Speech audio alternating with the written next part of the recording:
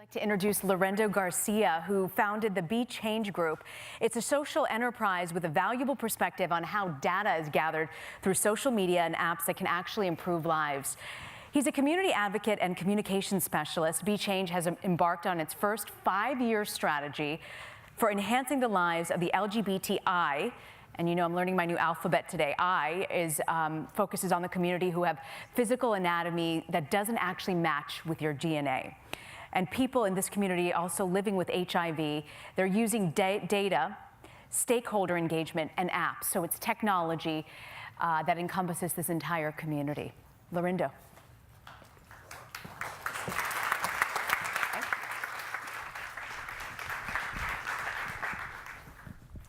Hi, good afternoon, everyone. Let me tell you a story about what it's like to be lesbian, gay, bisexual, transgender, or intersex in Southeast Asia. Last year, a young elementary school girl in a southern province of the Philippines was humiliated in front of her school class because she behaved boyishly. Her teacher told the young student to get up in front of the class and remove the pants that that student preferred to wear. The teacher then took down the classroom curtain, similar to the one that you see up here, and the teacher made a makeshift skirt and ordered that young student to wear the skirt and walk around the classroom and walk in a more feminine way. That is an example, ladies and gentlemen, of how we teach gender roles in the Philippines. Our teachers and authority figures rewrite our identities without our consent. They erase the way that we choose to express ourselves, and in the process, they erase our dignity as well. Let me tell you another story about what it's like to be LGBTI in Southeast Asia. Just last month, I was at a funeral of a friend of mine in Manila. My friend passed away because he was unable to access HIV treatment. And funerals like this are an increasing occurrence in the Philippines, and let me tell you why. In the Philippines, we're in the midst of one of the fastest growing HIV epidemics in the world. Persistent shame is a main driver of this epidemic. You see, HIV shame is so strong that it can prevent a person from accessing treatment that would otherwise save their life. Shame is so strong, it can stop a person from accessing treatment even if that treatment is free. And that was the case of my friend. Our politicians and religious leaders in the Philippines tell our community that we deserve HIV because we behave irresponsibly and immorally. And what I find interesting is that this situation that we have echoes the situation that we heard happened in San Francisco and New York in the 1980s at the beginning of the AIDS epidemic, when lesbian and gay activists took to the streets to fight for equal access to health without prejudice, because those activists knew that the governments had a duty to provide health without prejudice. And sadly, in the Philippines, our government has done relatively little in the face of skyrocketing infection rates and senseless deaths that could have been averted if there had been greater access to treatment without stigma.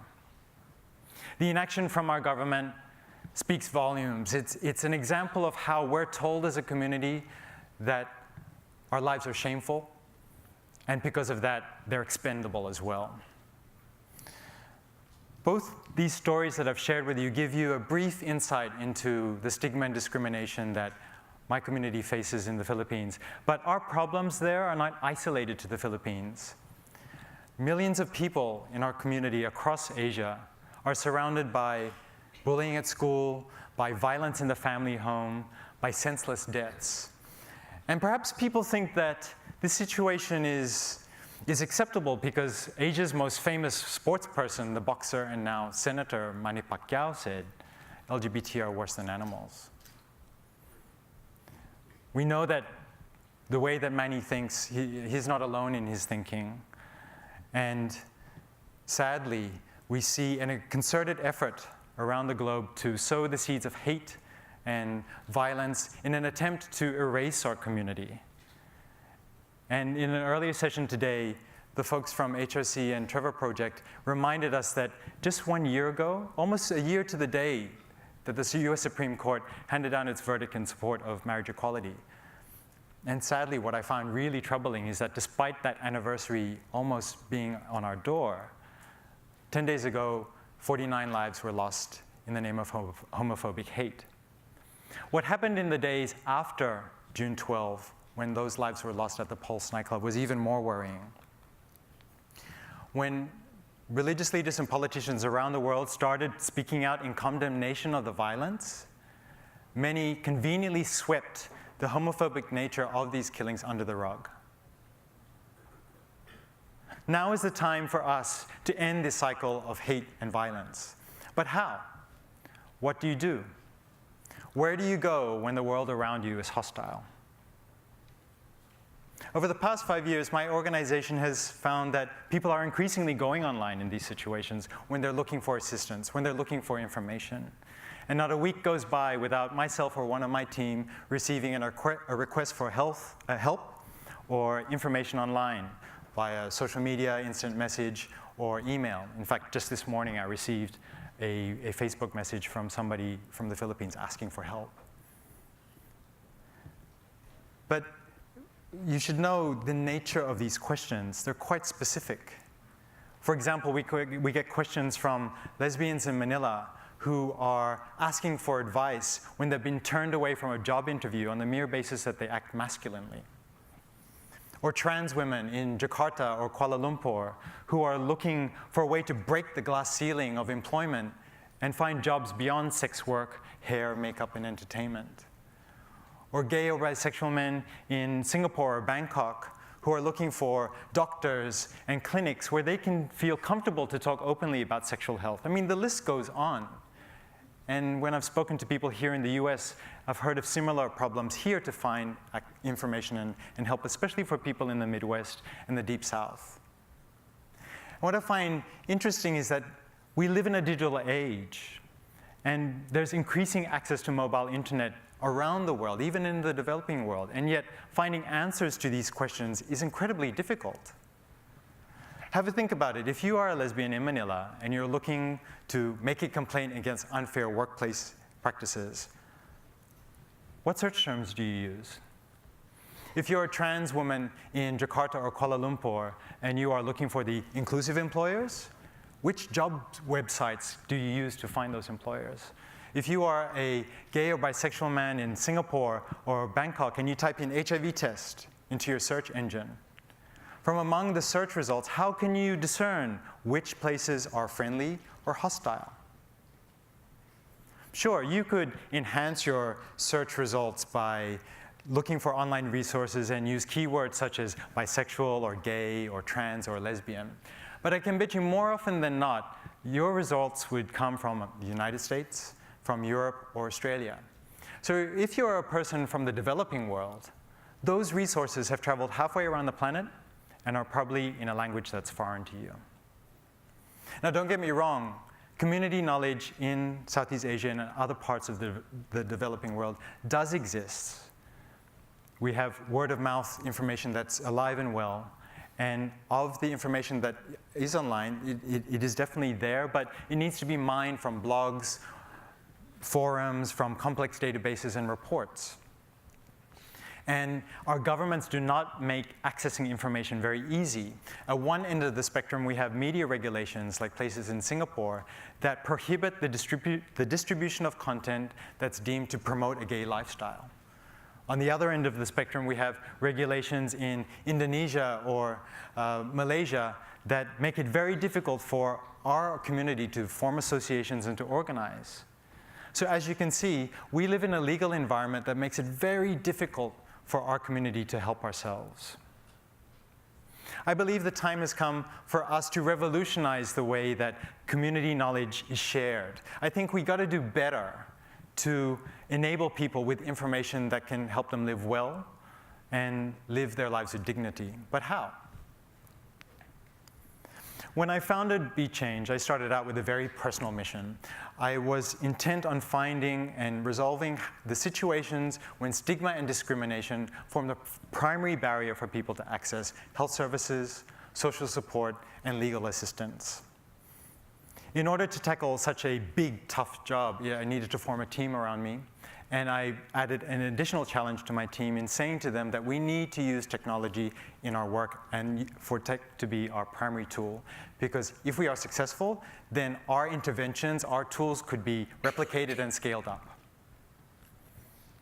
Oops. This is my team. They are an extraordinary mix of human rights activists, business professionals, epidemiologists, social scientists, and programmers.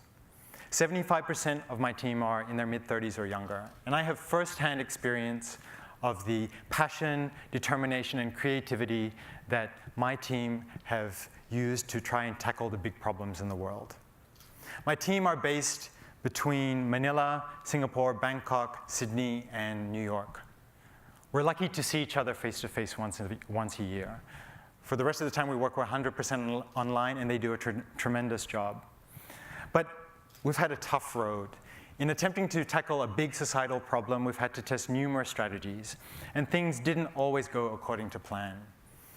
Many experiments failed, and unfortunately, earlier this year, we had to downsize. But these are necessary lessons for any startup. And any entrepreneur or any social entrepreneur worth their salt must stand committed to continual learning and improvement and be ready for failure that is inevitable. And I would like to thank the early investments and encouragement and support from organizations such as Ashoka Philippines, Levi Strauss Foundation, the United Nations Development Program, and USAID, whose support has given us, my team and I, the grit to persevere, and we're not going to give up that easily. So the time has come for us to deliver a more meaningful way to tackle stigma and discrimination using technology. And what I'm pleased to report that after 5 years of gathering data, doing analysis, and building up our expertise, we finally have enough confidence to put all of our efforts into our first mobile app.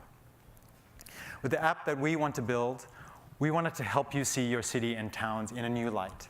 Through the lens of inclusion, we want to enhance the way that you share tips and community knowledge about your cities and towns with your friends and your peers. We want to give you the power to be able to rate the inclusiveness of services and places and put that power in your hands. We want to enable you to make better choices, more informed choices about where you spend your time and where you spend your money. Our app will be a platform for businesses, grassroots organizations, and government agencies for them to declare their commitment to inclusion. And our app users, people like yourselves, will have the power to monitor and measure how those declarations have turned into action over time. Of primary importance to us is helping people access health services, legal support, social services, education, and jobs. But we must heed the data that we've gathered over the past 5 years and help people find the fun things in life as well. From our app, it will be a platform for us to open up a market for inclusion. Data that we'll gather will help illustrate the distribution of inclusion in our cities and towns, but also the geographies of unmet needs. Because we're a social enterprise, we will share our data with advocacy groups, community organizations, and other stakeholders so that they can make a stronger case for inclusion in our schools, in our workplaces, in our public spaces, and in our homes. Now is the time for us to be showing governments and business leaders that inclusion is not something that's merely nice to have. It's an essential value if we want our societies to be more sustainable and more equitable for everyone. I wish I had an app like this when I was diagnosed HIV positive 12 years ago. When my doctor told me my HIV status, he told me that I would be fired. He told me that my visa application would be denied and I would likely be deported, all in the same breath. After that doctor's consultation, I was left to fend for myself, and it was incredibly difficult to find information. Even more challenging to muster up the courage to ask for help. Perhaps you know somebody in a similar situation. Or perhaps you know somebody from another group who's also struggling for inclusion. Women and girls, people of ethnic and racial minorities, people living with disabilities, the indigenous people, people living below the poverty line. Our struggle for inclusion is the same struggle as that of your friend. With additional support, we can do better to help people improve their lives in Bangkok, Jakarta, Kuala Lumpur, Singapore, and Manila. But we don't want to stop there, because there's so many people around the world who are dreaming for more inclusion in their lives. People in Baltimore, people in Oakland, people in Jackson, Mississippi, people in towns and cities in Africa, in South America, in Central Europe, in the Middle East. You have an opportunity to help guide our work. We want to hear from you. We want you to tell us where our work should reach. It's time for us to work together to put inclusion on the map. So please, help support our work. We can't do it without you. Thank you for listening.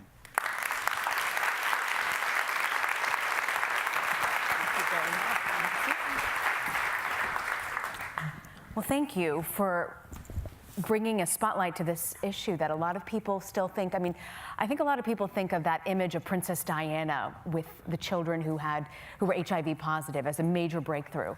And then it almost feels like HIV and AIDS, the discussion fell off the map. I mean, I want to make sure I have this correctly. I heard you say that it's HIV, the HIV epidemic is the fastest growing? One of the fastest growing. I think that the World Health Organization made a statement earlier this year that there were 7 countries where HIV is on a fast uptake, and the Philippines has the honor of being one of those countries. Wow, it's pretty remarkable.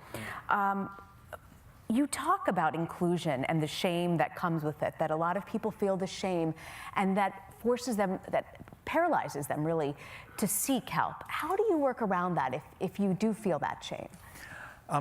Through a lot of conversations. I think that visibility, and that's been talked a little bit about earlier today, the importance of visibility for people who have found a way to cope with the shame. I think that is key.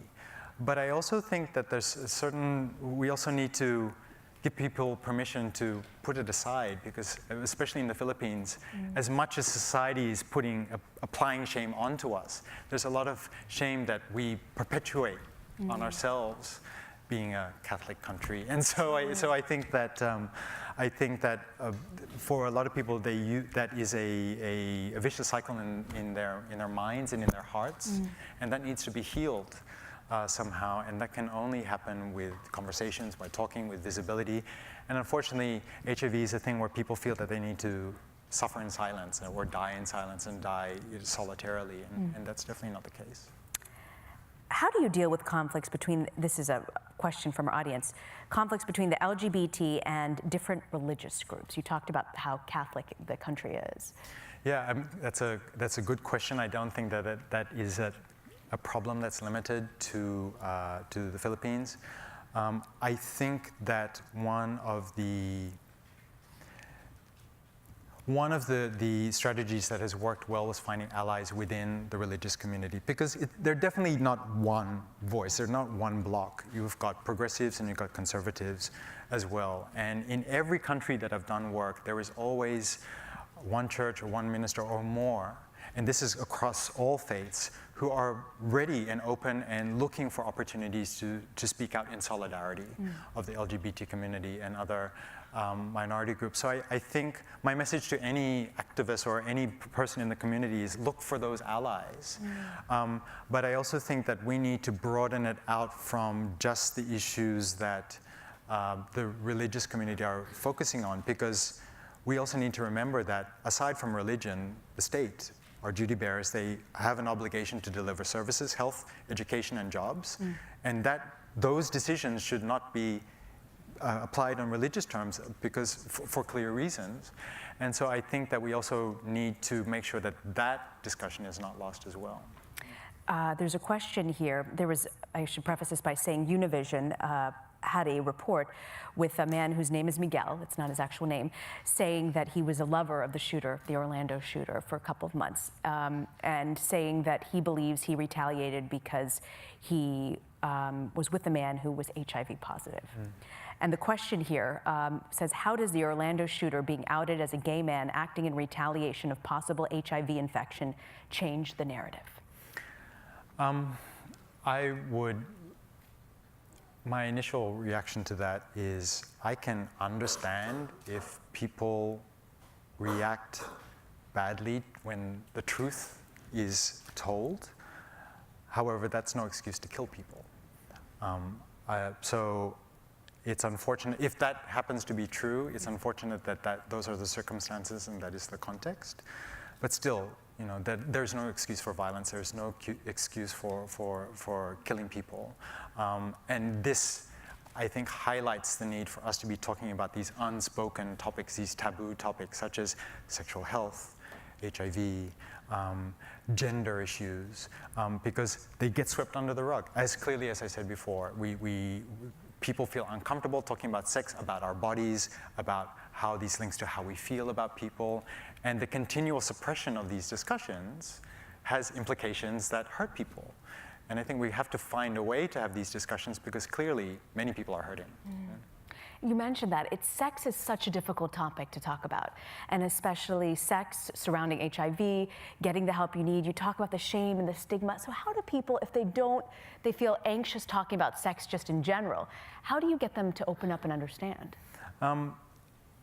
It's about permission. I mean, I have to give credit to a lot of the women journalists and commentators who have made it their life career to open up a discussion about sex.